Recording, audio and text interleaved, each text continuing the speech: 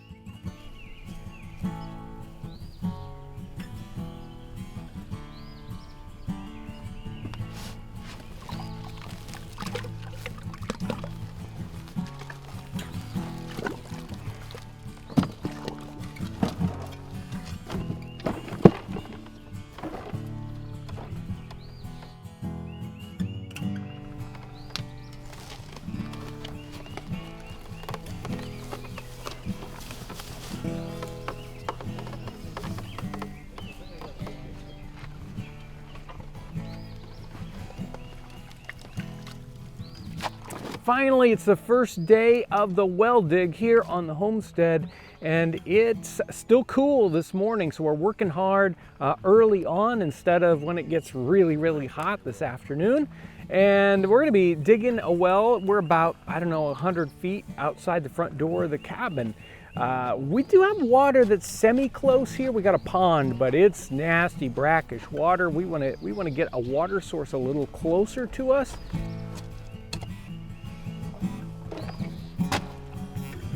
Oh, there's that water. They build their cabin semi-close to water, but not too close. You don't want to get washed away.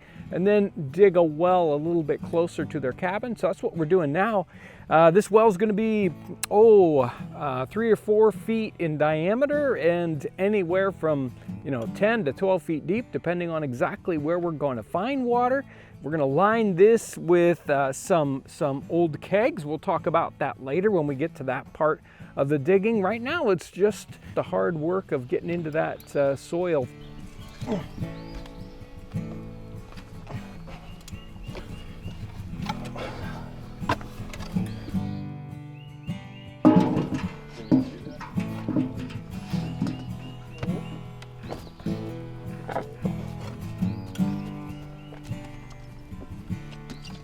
Take it, fellas. Carbon.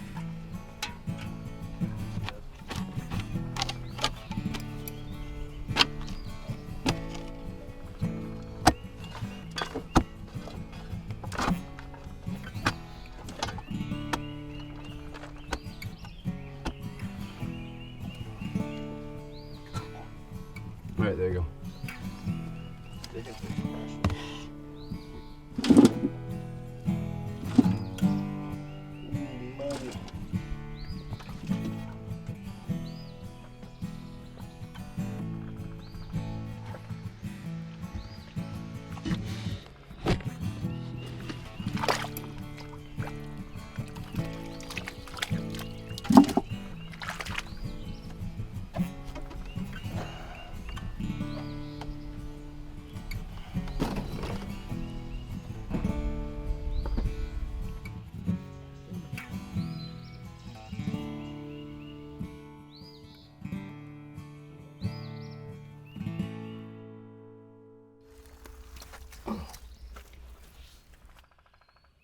Okay, we're down 5 feet, maybe a little bit deeper. And we're starting to really see what I've been wanting to see, and that is, this is really dense clay right here. But down about 5 feet, and probably deeper, we have these layers of sand, and as we dig them up, you can almost see what's going on. Once we got past about 1.5 feet, we got past the soil that has a lot of organic matter in it. And then we got down to the subsoil, which was hard gray clay. And now we've got these stripes of sand.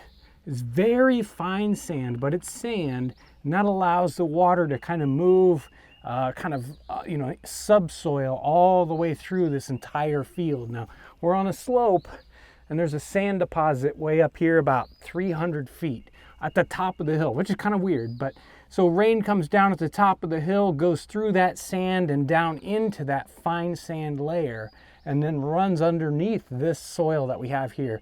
And obviously we've got this water running at about 5 or 6 feet deep. We'll go a couple feet deep, deeper than we are at right now, to see if we run into anything else. But as I'm standing here, the hole's filling up. So unless we want to go a lot deeper, this may be the layer of water that we're going to be using. So we'll dig a little bit further, keep widening this hole out a little bit, see what we run into.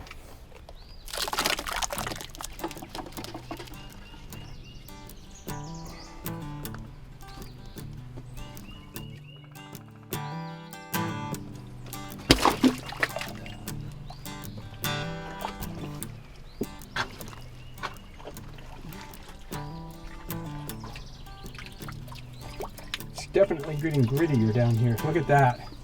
Look at how gravelly that is.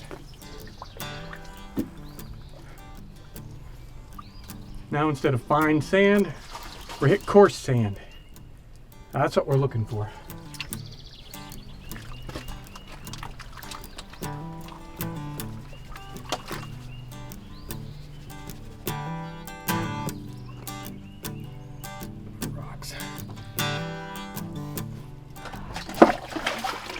There we go. Pull. I got enough mud out. Now we can really start to see the water flow into this. We've definitely hit a gravel layer instead of just sand. That's what I really wanted to see. So I think we're pretty much to the depth.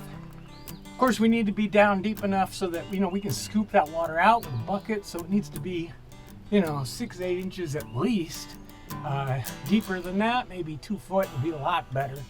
And then we're almost there. So probably another half a day's worth of digging just to get it so that the water is deep in the well, and then we'll be ready to put the liner in.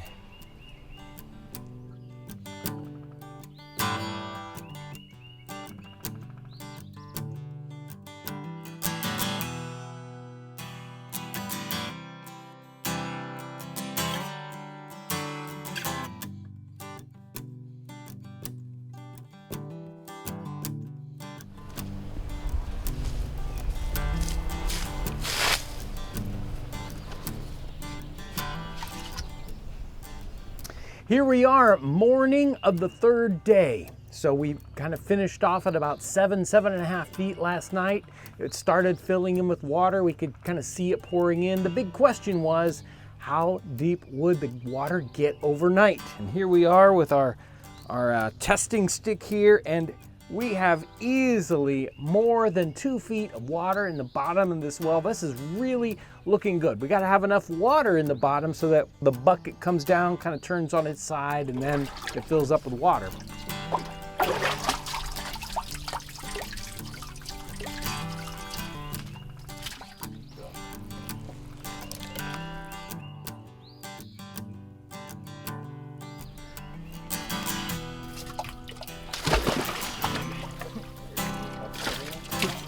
We need to put rocks down at the bottom of the well. Rocks, about softball size. So we're gonna dig this out another 6-8 inches or so, and then put a layer of nice big rocks in the bottom for our liner to set upon.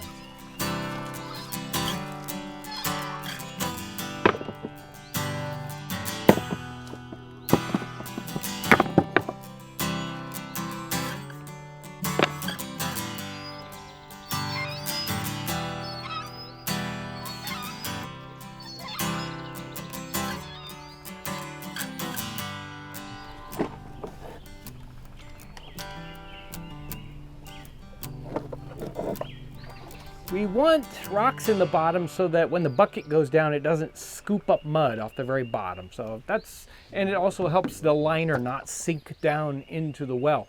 Now, what are we using for a liner? You've probably seen images of 19th and 20th century hand dug wells like this, and they have a brick liner or a stone liner. That's really very common for a well that's going to last a long time. A well in this kind of situation probably doesn't have to last more than 3 or 4 or 5 years. So we're going to do a liner much quicker. We're going to use old barrels. We're going to knock the two ends out so it's just a hollow cylinder, and we're going to put these down the well, one on top of another, probably 3 barrels deep, and this top barrel will be above ground. Well liners like this were something that happened. They have documentation of these down in St. Augustine, Florida. And also up in our area, while they may have used barrels, they also used very large hollow logs for exactly the same purpose. So they would use something like a sycamore tree that grows very large diameter, and they tend to grow hollow at times. Perfect well liner. So I think even in the bark covered house, he mentions a button tree log, which is a sycamore tree.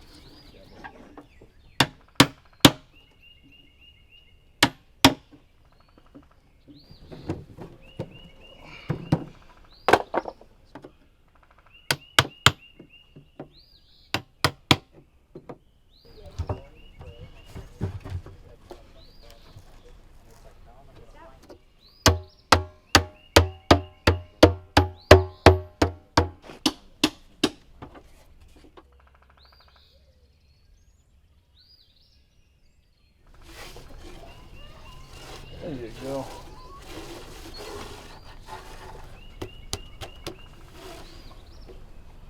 Okay, now.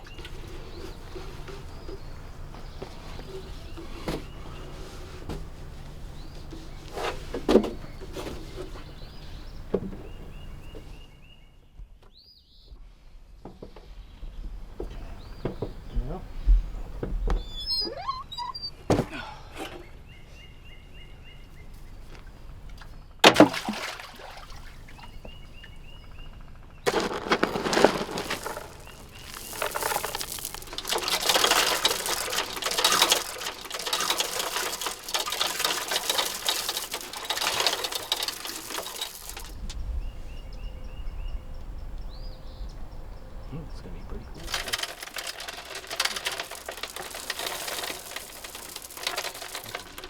Okay.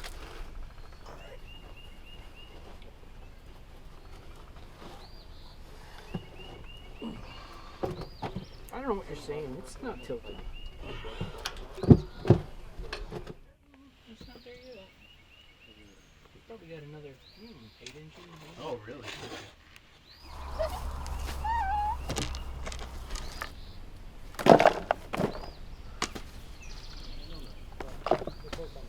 Right, it's not overloaded.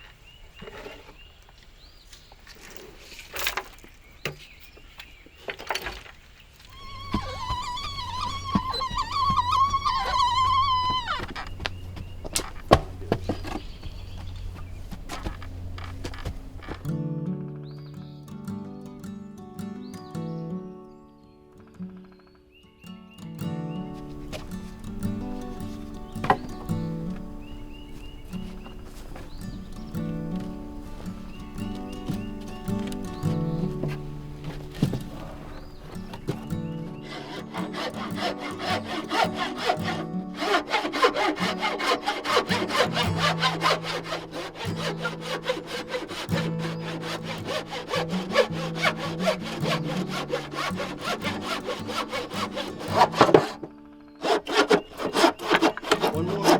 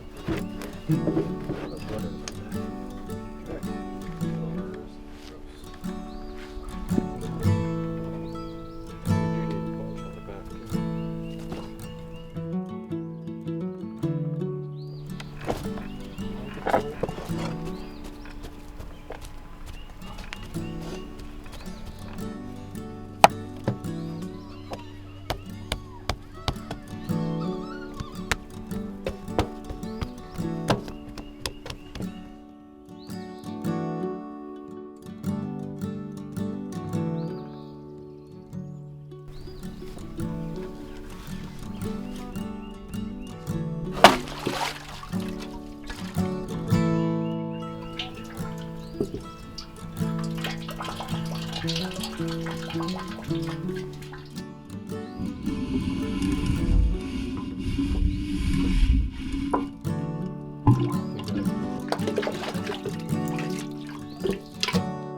have a functional well. This is looking great.